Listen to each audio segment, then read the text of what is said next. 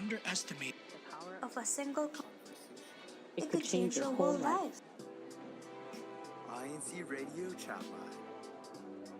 conversations that matter.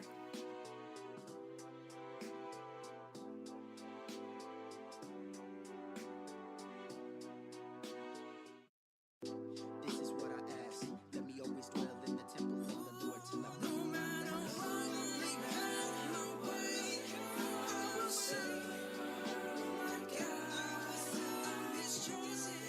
If I need Him, now He's waiting. Oh, no matter what may pass my way, I will serve my God. I'm His chosen. If I need Him. Good morning and welcome to Chatline. Do you remember when you were a kid and your parents kept making you do things that you really did not like? But now that you're an adult, you're realizing, oh my gosh, this is so great. I'm so glad they made me do this because it is actually helping me. So today in Chatline, that is what we are going to talk about. I am your host, Arnie, and I am here in Fort Worth, Texas. I'm so excited because I have friends from different parts of the US today joining us. And so if you would all like to introduce yourselves, let's start with our West Coast person, California. Hi, everyone. Welcome back to Chatline. My name is Melvi Tamayo, and I am so excited for today's topic. Thank you again for having me. Hello to all my friends as well. And I'm from Visalia, California. All right. Now let's go ahead a little bit east, Nevada. Hi everyone, Maylin here, and yeah, this is a great topic. My first time here in Chatline. I'm very excited to, share this day with you all. Well, we're happy you're here and welcome. Now, May, where are you from? Oh, I'm from Las Vegas, District of Mountain States, by the way. Nice, nice. And then here in the central area, we've got a couple. Yes, I'll go first. Nathan Russell, also from INCRadio South Central States. And we are here in studio, and I'm here with my lovely wife. You can introduce yourself. Hi, everyone. Melanie Russell, and I'm also here with my better half. Better half, okay. Nathaniel Russell. A slip there. The truth comes out. Well, I just want to thank you all for joining us today. I know that you guys are busy, but we do want to hear your stories, the lessons that you've learned and everything that you took away from it. So without further ado, let me just go ahead and ask you guys a question. Tell us one thing that your parents made you do as a child that you did not like. But now, hey, it's worked out for you. Who wants to start? Eating vegetables every day, every meal. And we can have our dessert. I mean, I don't mind eating vegetables. I know they're healthy, but when it's something it's something I don't like what is it called? Bitter melon, if I'm not mistaken, yes. Right? It's so hard for me to swallow. And even if I'm already gagging and throwing up in front of them, I'm still forced to eat it and finish my food. Otherwise, I can't have dessert. And for some reason, I'm the only one who had that problem. I don't like eating certain foods, and they always tell me, you better try it, you better eat it, you better eat what we're serving, or else the list goes on. And so there you go. Every meal, I'm forced to eat what I don't want to eat. So my technique was to eat it and then drink water. Eat and drink water. Just so I can finish it. But at least you actually ate it when we were forced to eat things we didn't like. And us too. It's one of those, if you don't eat, you're going to starve, because they weren't going to cook anything else, yep. Right? And so for us, if there was something we didn't eat, we would kind of squish it down the plate where they couldn't see and fall on our lap onto a napkin that we would throw away. Oh, no, we couldn't do that. What about you, May? Any problems with eating? That's very relatable. Yeah, all the vegetables, I think I will gag, but I will have to eat them. Otherwise, there'll be nothing else to eat. And now I love vegetables, and yes. I think that actually echoes my, dialogue with my kids nowadays. Eat your vegetables, eat your broccoli, and finish up. And another thing is cutting down our playtime to clean our room. Yeah, that, that's true. that was a nagging conversation from my parents before then. And I was like, okay, I didn't understand it then, but now how I clean after clean our home and teach it to my children really made me really appreciate them. So yeah. Yeah, and the whole cleaning thing, we were a house of 8, and so when we cleaned, like there was a lot to clean, and we had to take turns. Sometimes we would have to vacuum the whole house in a 2-story house. It's really hard to vacuum the stairs, and then would have to dust.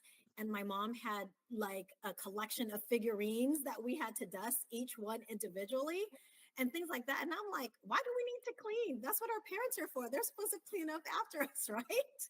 So that sounds fun, actually. Have you heard about bunot and floor wax, Arnie? No. I Because in have. the Philippines, I that's how have. we take care of our floors. Like a household staple back in, Yeah. What in is the it? Yeah. Philippines. It's a good workout. I think that Really is. bunot is a coconut husk, Yes. Yep. right? And so you use that to polish the floors. You Mhm. use it, you take off your chanelas or your slippers, and then Yes. you start polishing the floor with it. Yep. That's how I learned how to do the split. Yes. No, Here. we use mops and vacuums. What about you, Nate? Since you're a boy, did you like cleaning up? Unfortunately, I can't relate to using coconut husks. Neither could But I. back to what Melvie said about bitter melon. I actually had some bitter melon maybe a few years ago. So I'm a late bloomer with that, but I'm like, okay, I get why it's called bitter melon. It's in the name. But for me, no, I was the opposite. A lot of the food that like my parents had around at home, there was a lot of junk food, and I don't really have any junk food now. I don't even eat rice. I used to eat a ton of rice as a kid. I eat probably like maybe one serving of rice a year on a cheat day. So yeah, I can't really relate to the vegetable thing. I don't eat vegetables anymore. See, I'm I the liked opposite. vegetables as a kid, so that wasn't a problem. It was just the bitter melon I really didn't like. And to this day, I still don't like it. But with me, I got sick a lot. So they made me eat that stuff because it had iron and it's supposed to be good for you. So, but yeah. But the broccolis I loved because it was trees. And they tell us, hey, you're eating trees. And who wouldn't Yeah, want to eat a tree? feel like a little dinosaur. Yeah. What about cleaning, Nate? Did you like to clean? No, no, I don't know of any kid that likes cleaning, to be honest. But I mean, I did appreciate because that's kind of where you learn the basics of like, vacuuming, washing dishes, and whatnot, and getting scolded by your mother, and then wondering why you're washing dishes when there's a perfectly good dishwasher next to it. Like, why are we using it as a drying rack? And her claim was that it doesn't actually wash the dishes. That's why we never use the dishwasher. Okay. And how many kids were in your family, Nate? It was just me and my sisters, just two of us. Okay, see, like I said, we're a family of 8, and we had to do dishes by hand for all 8 of us. Besides the pots and the pans that we used to cook, we had to do all the dishes. And of course, if it wasn't your night to do dishes, my siblings would use all the dishes that they could. They'd use like 2, 3 cups each. And like you said, there was a dishwasher right next to our sink that did not come with a house that they actually went out to buy, yet we never used it. Yeah, funny how that works. Our Mhm. our our dishwasher at home is broken because we use it a lot. We used it a lot. We're like the opposite. Well, speaking of dishwashing, I do know that every time we visit your parents' house, we would run that dishwasher every single night. And so somewhere down the line, that changed. That it no longer is a dishwashing rack now. It's actually a dishwasher. So It- It's because the kids moved out of the house and no longer did the dishes for them. Right? What about May? How was your dishes? Did you like doing dishes? No, that's one of my hated chore, actually, washing dishes, because we have to fetch the water from a watering hole. We don't have running water back. Oh wow. I'm coming from a different world. I'm telling you, Arnie. So I'm like, yeah, it was tedious back then when I was in the Philippines, growing up in the Philippines. You have to fetch water, put it on the sink, and you will have to like do it, manually. Pour Now it when on the plate, wash them, on a pail. I don't know if Ati Melva experienced that, but Yeah, I back did. then in my generation, that's how we wash the dishes. but when you say you had to fetch water, did it come from a well? It's a watering The hole. pump. I mean, yeah, a pump, watering Yeah, pump. okay. Yeah. Well, I have to fetch it from downstairs, bring it up, up the stairs and to the kitchen. As far as thing. When I got older, I did go to the Philippines and visited my grandmother's house where she grew up. And they did have a well. But for me, that was fun because I was just pumping water just for the fun of it. I didn't have to carry it anywhere else, right? Yeah. Yeah, those were the kids nowadays, because they don't see that every day. But back then, it's laborious. Yeah. What about you, That's Melvi? how How I did build you? my muscles. I've experienced, I can totally relate to me. I've done it all from manual to not manual. So I know how it feels. Even when it comes to washing dishes, I don't hate chores. Among my sisters and I'm the one who loves doing chores. So what happens is, or what ends up happening is, I end up doing most of either dishwashing or washing the plates and whatnot. And then my other sister would cook, and then the other one would just do side thing because she was basically almost 10 years younger than I am. So she was still a baby. So it's just my sister and I, who are 2 years apart, who would do chores side by side. So if she's cooking, then I'm washing the dishes. And if I'm or she if she's washing the dishes, then I'm cooking. So we take turns. And I had to learn how to cook since I was in kindergarten and learned how to wash clothes by hand when I was in kindergarten. Cooking is And what I love. I love cooking. Even when I was, a little girl, I really love cooking, but they won't let me because but that's how we I learn don't though. have That's this. how I learned. Yeah, Yeah, my mom taught me metal. like how to cook little by little. Yeah. And I do appreciate that now because even my wife knows like I do a lot of cooking at home. And I don't know, I guess I'm kind of like a control freak, I guess. Like I really want to be in control of my food. I developed that from like a young age, just always being reliant on myself. Although in like, the almost 40 years that I've been alive, I still cannot like do a sunny side up eggs or eggs over easy. I still cannot do that without breaking the yolk to this day, 40 years, almost 40 years into it. Okay, do you know what the trick is? One, the pan has to be really hot. And then Right. two, when you put the oil, sprinkle some salt on the Mhm. pan and then throw your egg in. See, I got that part down, Oh, but it's wow. when it flips over and Yes, the flip it yolk over. It breaks. will. Are you So You dropping gotta it? do it gently. I guess I'll give you a tip. Instead of flipping it, you want to scoop some of that hot oil over Oh, your that's true Mhm. too. egg, and that will cook it. Yeah. Yes, So that Yeah. too. Or But when just you, cover the pan. Have mhm. you tried Yeah, that? Just cover the I've pan. done that before for like omelets. Yeah, you can Yeah. retain like some of the steam, I guess, coming off the eggs. But But be one thing, gentle. Be gentle when you're flipping it. I Don't like mean, throw it. It's not like with a eggs, pancake. if you mess them up, it just becomes scrambled eggs. Exactly. Oh, the one thing that I had to do as a kid that I absolutely hated was mowing grass. I don't know if any of y'all did, but Yeah. we lived No, on we're a girls. We don't do that. Same here. I do. They told us to mow the grass. I hated it. It's the one chore that I really, really hate. but like I don't know what was wrong with that lawnmower, but the handle like vibrated way too much, and like by the Hmm. end of it, your hands were shaking, Yeah. and all the blood would be shaken out of your hands, and it was like very painful.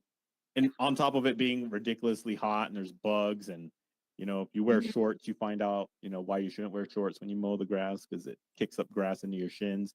But Yep. I do it now. I still mow the grass now. I do appreciate like doing it myself. So that's one thing that I retained from what my parents taught me to do that I absolutely hated when I was growing up. Yeah. See, we never had to mow the lawn because we were girls, but we did have to go into the garden and pull the weeds on Saturdays, which was our only day off from school.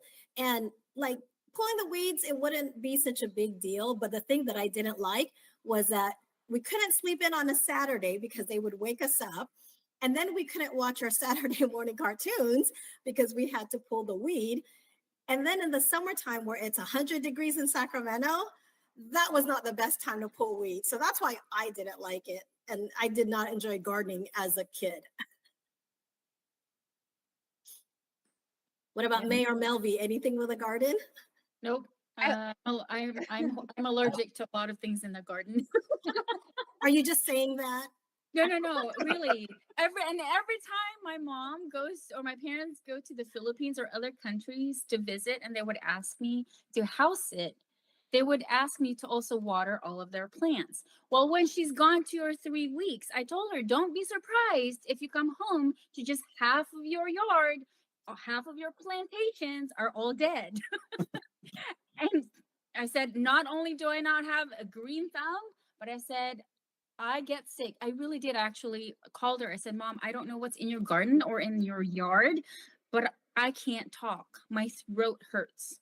Oh, I wow. lost my voice. When I was talking to her, I was literally whispering. So she said, oh no, you're probably allergic to one of the, because I'm allergic to dust. So when I'm watering, I have to now put a bunch of mask on my face just so I don't inhale anything from her Wow. garden. Yeah, unfortunately. So no yard work for me. Yay!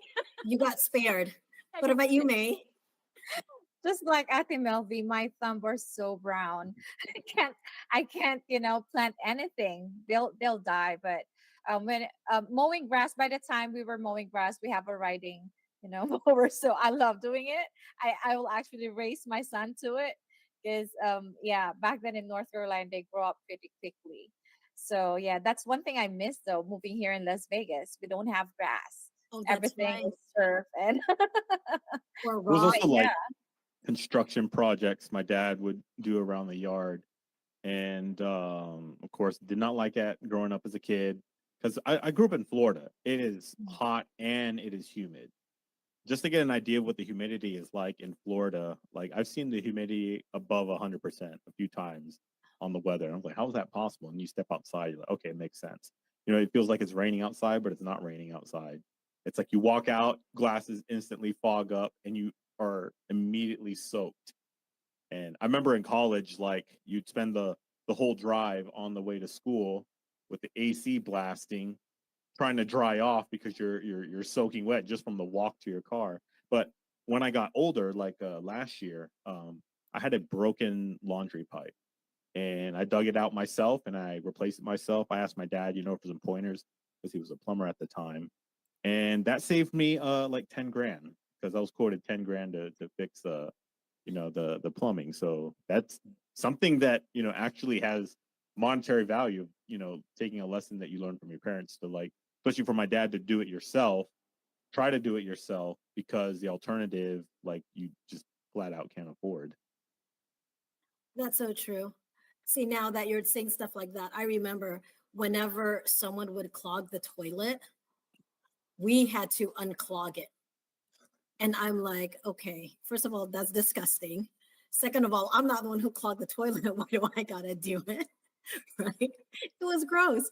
But then now, since I'm living by myself and I have my own house, anytime things go wrong or I do stuff, I'm like, oh look, I can actually take care of it because I was forced to do all of that when I was a kid. Yeah, we wouldn't realize how much they're actually preparing us for the reality of the situations that we're gonna be able to go through in life. Yet we always complain about it when we were kids because we don't want to hear it. When they said, "Well, we already know what's going to happen. You got to listen." Just like my mom with the dishes. My goodness, she was so particular in it. She would smell and examine every plate to make sure they were clean and washed, and she would smell it and put it on her nose to see if we actually washed the dishes. One time we didn't get away with it, so we got grounded. because my sister and we were playing outside. And when she said, I'm going to go to the store, I expect you to finish it as soon as I'm back. Well, we were just dilly-dallying, right? And then we're just taking our sweet time. And then by the time she said, okay, I'm coming home soon. And then my dad came home and we were like, oh no, the dishes aren't done. So we were rushing over there. She and I worked together hand in hand. And she came home and she was so disappointed. She took all of the dishes and said, wash them again. See, and you know what? I think as kids, we do like to do shortcuts because, you want to play, you don't want to do chores. And so when they said, did you clean this? We're like, yes, we did. You know what my dad did? He put on a glove and he would run his hand through the windowsill. He would run it like over the door sills and all that stuff. And if there's dirt there, he said, you didn't clean the house. We're like, yes, we did. Military inspection. Military white glove. Was your dad in the military? No, he wasn't. That's what I don't understand. But I guess my dad's he's like a neat freak, even like when he was younger, I guess. Well, no, that's not true because when he was younger, they were well off and they had maids and everything. So he didn't have to worry about it. But I guess that's what his parents would do when he was inspecting what the maids were cleaning. So he did that to us. And we're like, man, we already spent the whole afternoon. Now we got to do it again. Yeah, I guess there's a problem in communicating their the chores back then. They don't really tell us the why. They just tell us that you have to do it because I told you so. Mm-hmm. But now as a parent, we realize that those are important lessons to be passed on. It's just that they were not communicated properly to us. And now as parents, that's what I want to work on, communicating how important these life lessons, like loving chores, eating your vegetables, being productive and all that, by doing it intentionally, communicating to them properly, telling them why they have to do it and why they need it. I guess that's one problem I saw growing up. And I think that's true too, because I do remember they just made us do things all the time and they never said why. Yeah. And then so for me, like we didn't find out why until we got older. And so, as kids, I always saw all my friends where their parents were doing everything for them. When it was time for us to go places, we couldn't go anywhere because we had to do our chores. And I didn't think that was fair and I didn't like it. And then I moved away to go to college. And then when I moved back, now that we're having conversations with our parents, and I'm like, yeah, you were so mean. You made us do this. Everyone else got to play and we had to do it. And the one thing that my dad said that really got to me, that sticks to me till this day, was when he was younger, his parents had passed away when he was still a teenager. And because they did everything for him, or the maids did everything for him, he didn't know how to do anything. So when he was on his own, he couldn't cook, he couldn't clean, he could do nothing. And so he said that was like the worst part of his life besides his parents passing. And so he told me, he goes, one day, we may not be here or you're going to be on your own. So we want you to be able to survive and not feel bad for yourself because you couldn't do anything. But I mean, I think even if he told us that as kids, we probably still wouldn't understand. I mean, what do you guys think?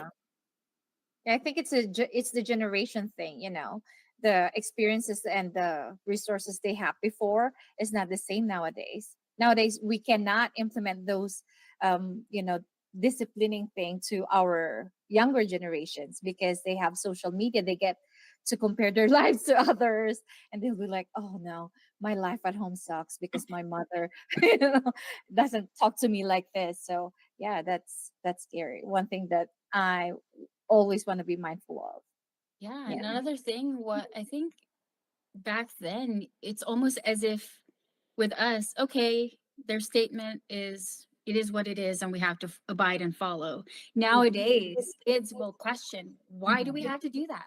What's the purpose? Why are you always this? Well, I'm not like that, but they don't see it, right? But here's the thing with us, even back then, like myself, when my parents told me, this is how you start saving in your life. And this is the reason why, I mean, yes, my parents did tell me to do a lot of things sometimes by force, but I'm sitting there sometimes questioning. Yeah, there were times where I would let in and then let out. But then the minute I experienced even just one of those circumstances that they said, oh, don't do this because these are the consequences of your actions if you do it. Whether you want to believe it or not, you'll go through it anyway because we've gone through it. And here we are as kids. I don't believe that. You think you know it all, but the minute we encounter even just one of them, I'm like, oh, geez, nah, yeah, they're right. They were right all along. And as we get older and as we continue to be wiser, to be more experienced and be more knowledgeable about that, we forget about, oh, how arrogant we were when we were kids, because now they've instilled in us what they've gone through, let alone we didn't believe it until we experienced those experiences, right? Or those moments of advice and the things that we were doing was for our own good, until we got to that point in our lives. So yeah, it's hard to believe somebody giving us advice or the things that we don't know of unless we experience themselves, because then we have the facts right in front of our face and say, yep, they were right, they were absolutely right, and I didn't listen. So we learn. And I think as kids, we just tend not to want to listen to our parents because, no, seriously, because like Yeah, I know. Yeah, I agree. my aunts could say the same exact thing and I would listen to them, right? But when it came from my parents, we're like, okay, whatever, sure. And I see that now because I have friends who are parents and they're like, Arnie, talk to my kid because they're going to listen to you, right? Did you guys ever experience that? All the time, all the time. I don't know what it is about, us being told by our parents, but yeah, sometimes it's easier to take it from other people than our parents. I think it's because, we see them every day and we kind of become, what do you call that, numb with their nagging or their, advices and their life lessons and all that. And yeah, so what's the solution of that, brother Nate? He's been quiet over there. No, but I remember I have a different thought on this. That I remember my dad, because my dad, he worked with his hands a lot, right? He really wanted me to focus on school and college, and so like he wouldn't let me learn like some of the car maintenance stuff. I remember I asked him like, "How do you change the oil?" And he just tells me, it's like, "Well, you go under, you remove the plug, and you drain the oil out, change the filter out, and then you're done." And I was like, "Well, I kind of would have liked to do that like myself, hands on." And so, that was one of those things that like I wish my parents made me do, but they didn't. And then I ended up doing later on in life. So there's kind of that generational thing. But that's kind of also like my parents, because they work so hard, they wanted me to focus on school. And now that I'm seeing like, okay, but when you go to school, right, you go to college, it's great. And often you're told like, just get your degree and you're good to go. And then they're like, well, do you have any experience? You're like, no. And so then you're not like relevant in the real world. So I'm actually taking those lessons that I learned, the lessons my dad learned, the lessons that I learned, kind of combining that together when I'm thinking about my son's future. So not only like, okay, yeah, you got to be book smart, but you also need to know like practical things. You need to understand how the real world works. So I'm kind of seeing that like, especially in this modern age, where information can kind of come fast, that the lessons learned can also come real fast. And so that just trying to combine the lessons learned from my parents, and then my son will learn some lessons, and who knows what kind of things they're going to face when he grows up. See, even though I'm a girl, I have a different experience from you, Nate, because my dad insisted on teaching me how to change a tire and how to drive a manual transmission. And Mhm. so one time we were on our way to the restaurant and he drove over a curb driving 40 miles, 50 miles an hour. And It was so dark. my tire got it got flat. And so I said, just, I know you can do it, but let me do it because my dad taught me and I want to be able to say, hey, years later it paid off. And true enough, even though it took me a little longer than maybe if he did it, I was able to do it. And I was so thankful for my dad and my brother who took the time to teach me, because I think that that's such a valuable life skill.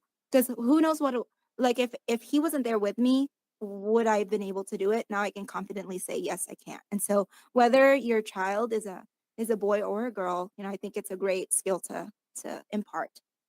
Oh yeah, absolutely. Yeah, Melanie, I do have to agree with that, because even with my dad, like I said, with us, there's 5 girls, because they wanted a boy and then they finally got their boy. But, my dad taught us different things also. And I think what you were saying, Nate, my parents had a balance, because my mom was all about the education. She wanted us to go to school because she went to college and she did all of that stuff. With my dad, he never finished college, but he was a very handy person. Like, anything that would go wrong with a house, we never ever called a professional person to come fix anything in the house. He knew how to fix things, and he did show it to us. So I was fortunate that I had the balance where he would let us do things, but yet my mom would make us focus on school. And even though I didn't like it when I was a kid, now, like you said, I do appreciate it, because I think I got the best of both worlds, which I didn't learn to appreciate until I got older. Speaking of school, I remember my dad, if I come home with a, well, one time I did come home with a 94 in science, and I thought, you know what? I think I feel good about this grade. And he was like, well, so what do you think you could have done better? Because I mean, a 94 was not good enough for him, he was used to seeing 98, 99, 100. And so when I got a 94, he was like, not happy. And so now looking back, I thought, I think he's just trying to drive home that importance of work ethic. And so I now see that in myself with my son. I said, you're too smart not to be making these grades. And so I look back on that, it's like, that makes sense.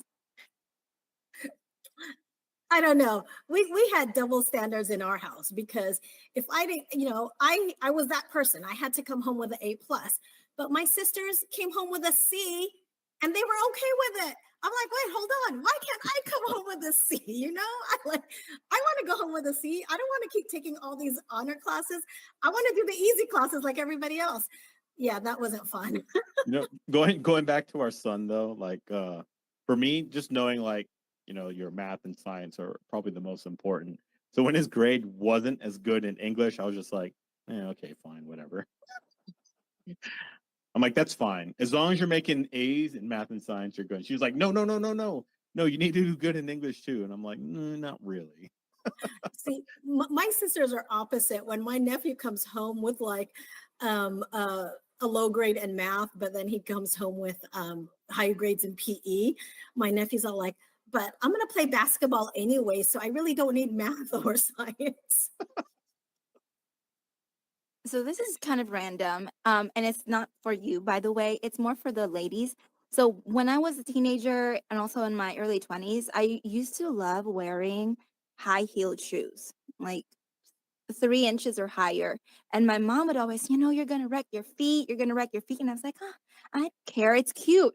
And so now, as I'm getting older, I start thinking, I should have listened. Because now, I don't know if y'all feel this, if you used to wear heels, but now I'm feeling it. And I said, I feel like I need to get some orthopedic shoes now or something.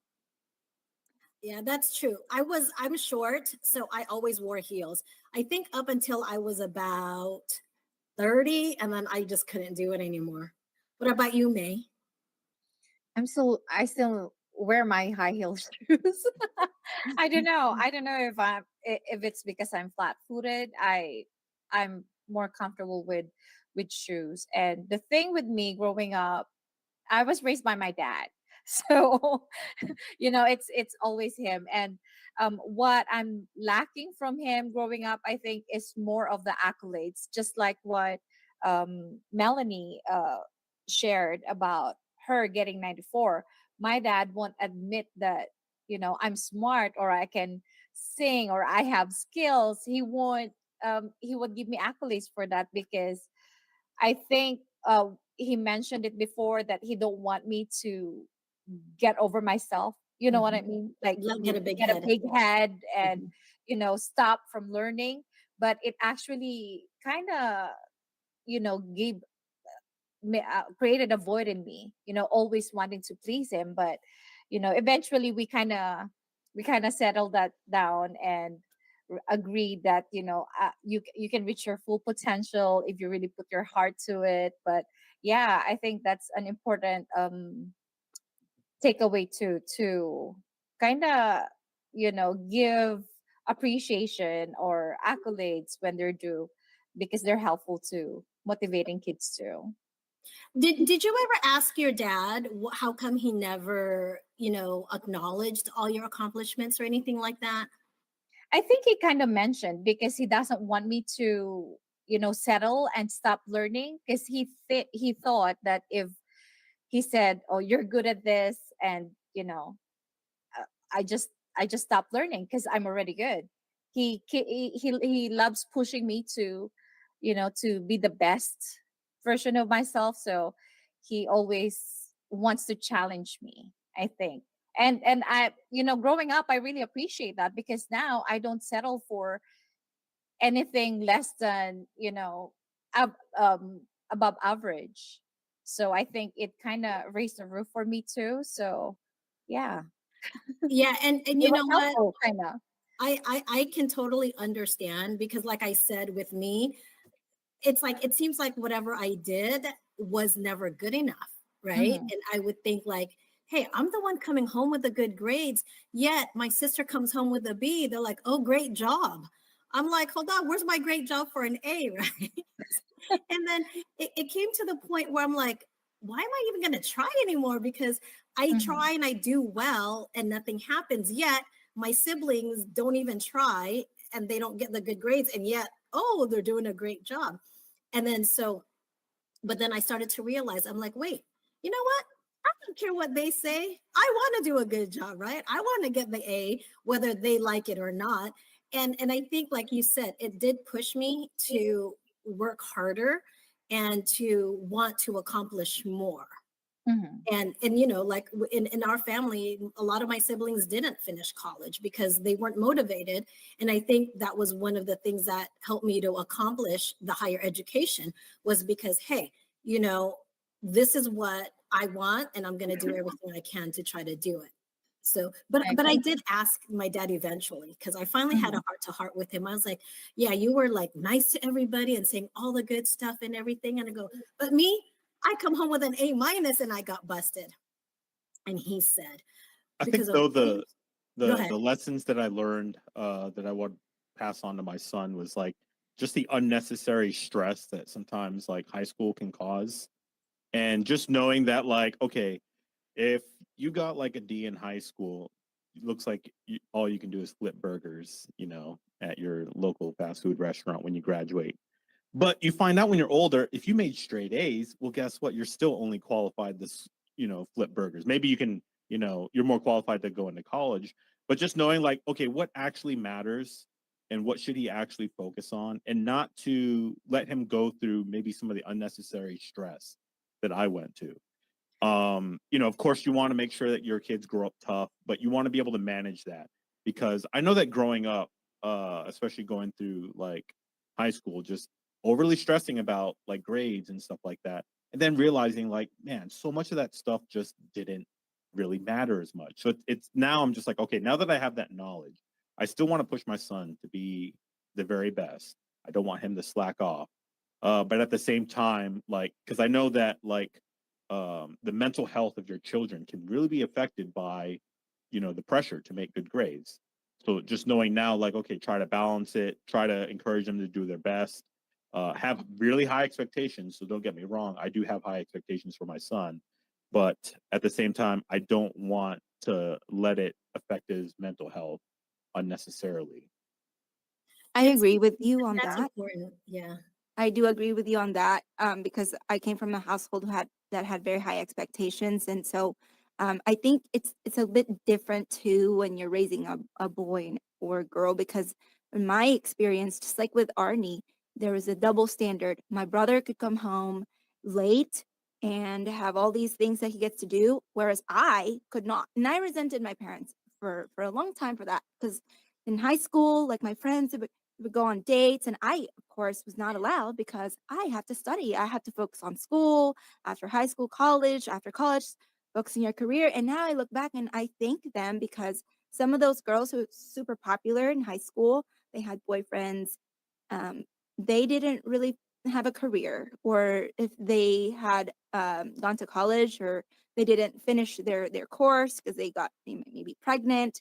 And so I appreciate the high standards that my parents, held me to, because I didn't peak in high school like so many of them, because I was a late bloomer. And so even though I resented them, I feel grateful that I had parents that cared enough to instill that hard work ethic, in me very early on.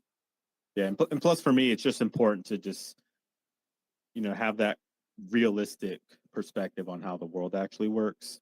Because like the impression that I had about school growing up was that like if I don't make good grades and go to college, like I'm basically gonna have to like beg for money on the side of the road. And I just had that mentality, and that really like motivated me to do my best. But it also led to like me crying over like pre-calculus homework unnecessarily. So just to I mean, realistically, our children should know, like, hey, if you fail at something, you can still succeed in other avenues in life. And I've known plenty of my friends who didn't go to college and are making like really, really good money now. And I know plenty of my friends who went to college and they're just sitting in tons and tons of debt. So it's just trying to, okay, have high expectations, have uh, a high quality that you expect out of your education, but to be more realistic about like what it actually takes in life to be successful. And also, success can be defined in so many different ways. So getting out of the mindset that like, a dollar amount is going to be what makes what defines a person's success. But Mhm. as we well know, there's people who are very, very rich and they're very, very unhappy in life. Okay. There's also people who are really, really rich and they live very fulfilling lives. So, that dollar amount is not really what anyone should be, looking for. And I don't want my son to grow up to be the miserable person, or the person who's looked down upon in society because even though, yeah, they make lots of money, in their private lives, they're up to no good. So just trying to have more of a holistic view as far as like the values and what I expect my son to place importance in as he grows up. What about you, May? How are you on that aspect with your raising your children? Well, I kind of, I kind of, bring that to the table too, like challenge my kids, but at the same time, try to kind of zoom out, because I think what makes me hard on them sometimes is I am too emotionally attached to them. Like thinking ahead, like their future. If you don't do your homework today, you will be poor in the future. That kind of thing. I have to catch myself. Um, Being too emotionally attached or making it about me, because they may not even need writing in the future, who knows, right?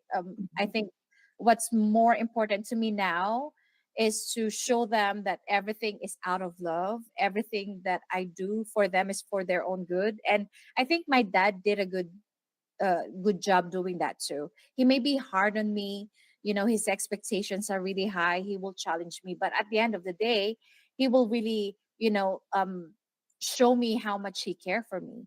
Like he would watch me sleep or take me to, places that where I wanted to go. So that's, I think, what I'm trying to raise the environment that I want to raise my kids in.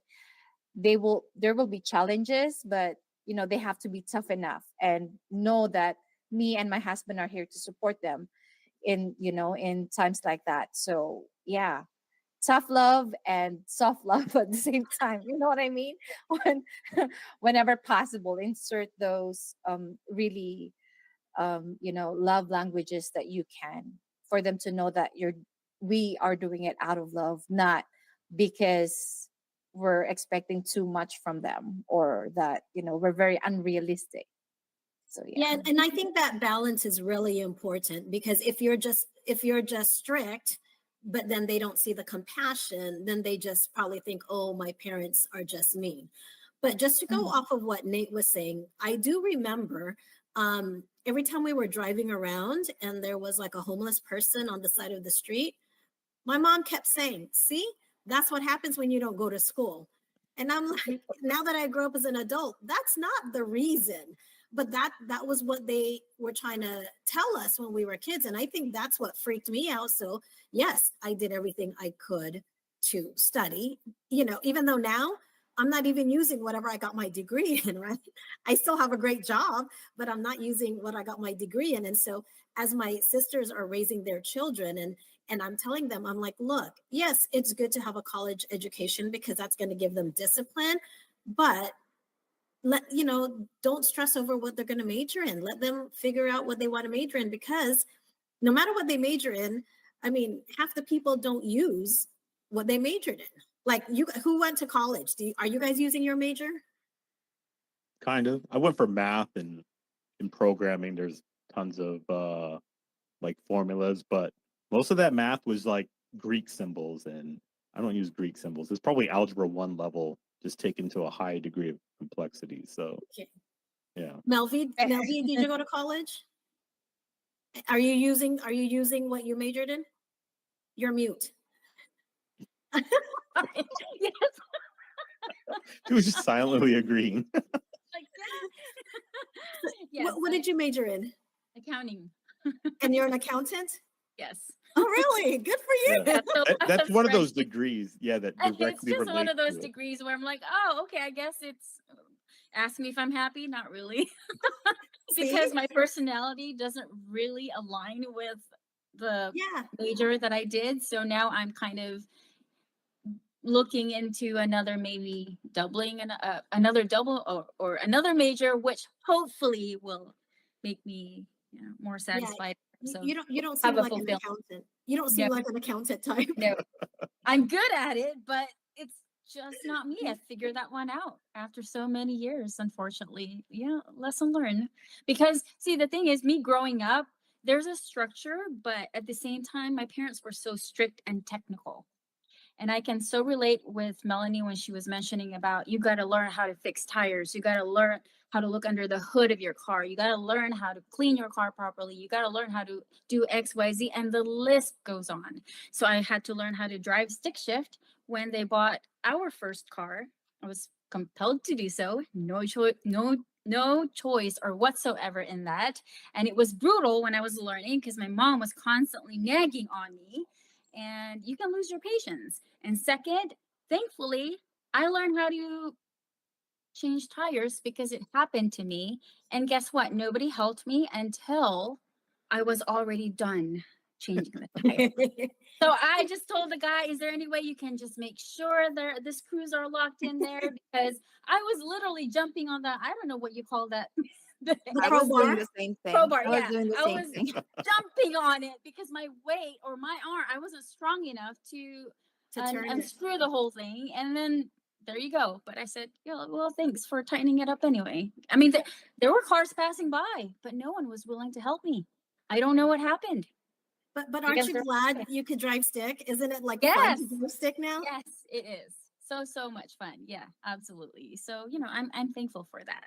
Yeah, because I had friends who, because in our culture, it's your parents want you to be doctors, nurses, engineers, lawyers, and things like that. And so I had a lot of friends who went into nursing and were miserable that they quit, even though they spent all that money on nursing school, to go do cosmetology or something else that's fun. And so that's why, yeah, I think having that balance is really important, right? So let me just ask the two parents, are there things you guys are making your children do that they don't like, but you're still making them do it anyways? I Nate? can go first. Okay, go ahead, Nate. So like, well, just to begin, like my dad got me into hiking when I was a little kid and I hated it, but I grew up like really loving it. And when I first started taking our son out for hikes, he hated it because it's like walking and it could be hot outside and this and that. But he didn't have to wait till he grows up because now he absolutely loves the outdoors. He loves exploring. Uh, he loves going on hikes. He loves exploring creeks. He loves picking up snakes. Unfortunately, somehow Mm-hmm. he picked up the Not hobby only of snakes.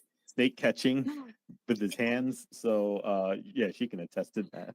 Yeah, I- his name is actually Everest because we as a couple we enjoy hiking, we love the outdoors, and so he's definitely living up to his name. He's a bit of an outdoorsy kid, to my chagrin. Last summer it was all about scorpions and tarantulas. This year it's been all about snakes, but it gets him out of the house and it's great exercise. You know, a lot of the kids nowadays they're glued to a screen, right? But we were very conscious of making sure he's not Yeah. that kid who's in front of a screen. If he's in front of a screen, he's Googling snakes, is what he's doing. He's or researching. spiders.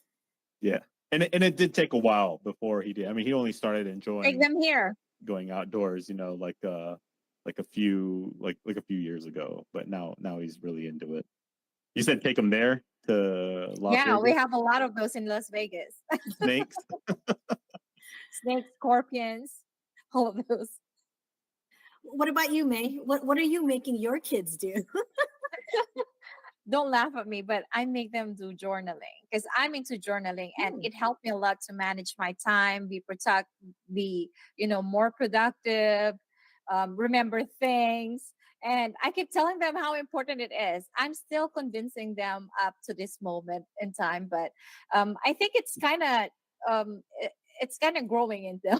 So I'm hoping, but because I know it's beneficial to them growing up to really write down their emotions for have a safe place for them to release and vent those emotions that they cannot open up to us. So I'm really still convincing them to love it. It's kind of working, but slowly. It's a slow burn for both of them. But you know what? That is good because as a kid, I used to write in journals all the time, whether my parents Yeah. wanted me to or not. And when I moved, I dug up a bunch of the journals I had written and I was reading it and I'm like, really? I really thought that was important.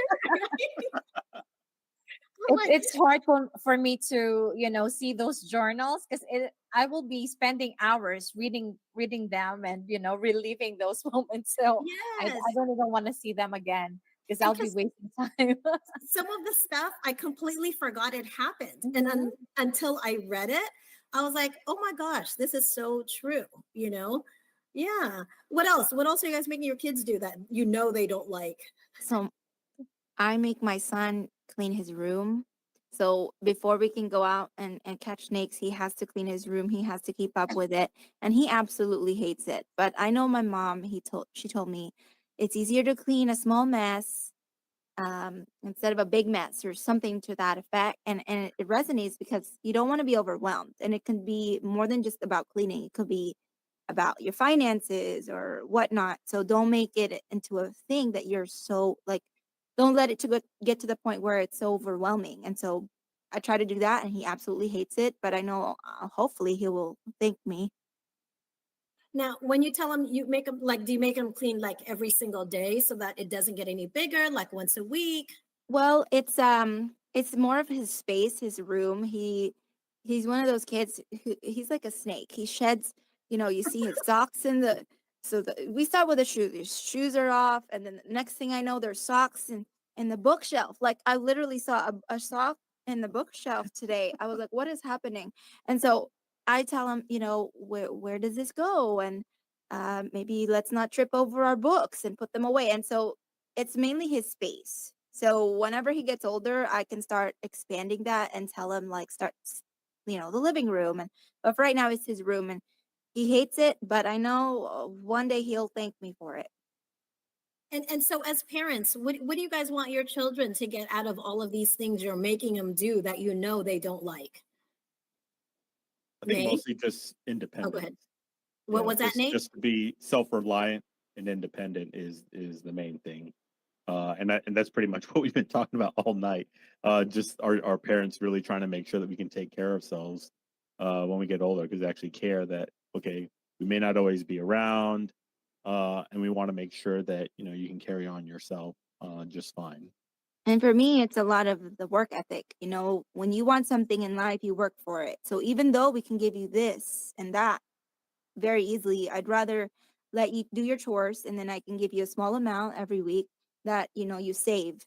Because one thing that I actually really didn't realize back then is my parents, specifically my dad, he would always advise me on the financial side of things and say, you want to start, you know, saving early, and you want to invest in a house. And I'm 20 years old. Why would I buy a house? And so I thought about it. And when we got married, we bought our house, and I was so grateful because that then led us to a place where we could, you know, afford something else later on. It's almost like it's one of the, so I'm a realtor, so I advise my clients also. It's like, you know, you want to buy when you're ready, because this is something that will help you um, generate wealth later on. And so I want to impart that on my child, you know, whether it's saving money or invest that money in something, so that if there's something that you want to buy later on, you can, so you don't have to get into any kind of debt. So Yeah. work ethic and saving. Yeah. Yeah, What same about you, thing. May? What do you want Same your kids to get from this? same thing, because we will not be around forever. So we want them to be, you know, good on their own feet when the time comes. So I want them to have that safe space. I want them to, and the world is not getting any, you know, easier, right? The world, I want to prepare my kids for that, embed in them our faith, you know, the power of prayer, how it really helps, and how it will help them through when, you know, times are really hard. So those are the things that we want them to really remember and be so ingrained in them that even if we don't have to remind them, or when we're gone, they will still, you know, do the right thing. Yeah. So, Melvi, do you have any messages you want to give out to the youth who's listening to us today? Don't be afraid to open up a good conversation, a heart to heart conversation to your parents. For me, you see, growing up, I easily shut down and I never really opened up to my parents. And I wish they gave me that opportunity, because even if I've had the highest grades or the lowest grades, it didn't really matter to them. They just have these high expectations. And I feel like I need to constantly validate myself when it comes to them. And I finally one day open up and say, this is me. Is there any way we can just work this out? And this is what I would like us to work on.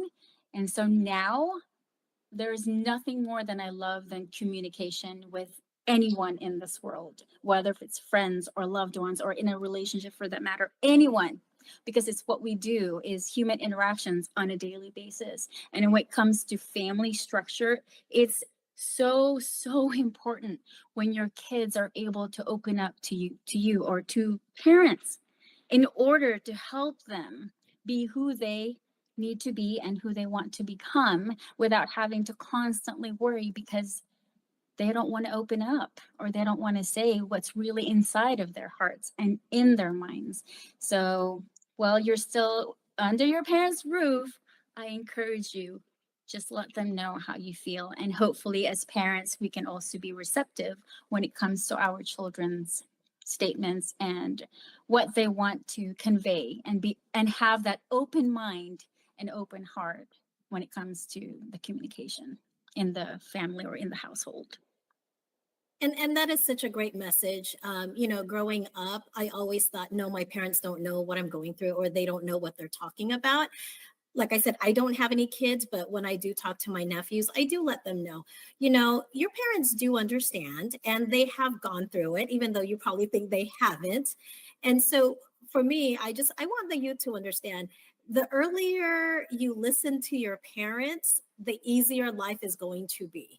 You know, I kind of wish that I was like that, where yes, everything they said, I took it to heart and I did it. But you know, as children, sometimes we tend to be a little bit more rebellious because we think we know better.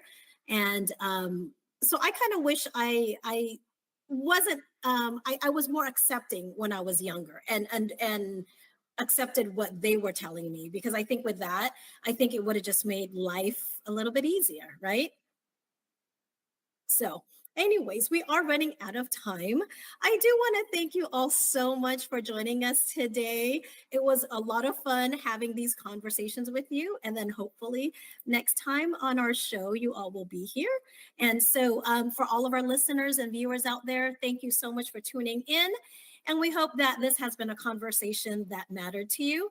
Please take time to go ahead and comment, let us know what conversations you want to hear that matters to you.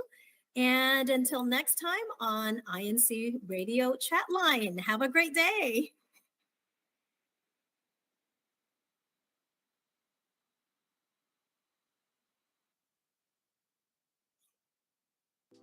This is what I ask. Let me always dwell in the temple of the Lord till I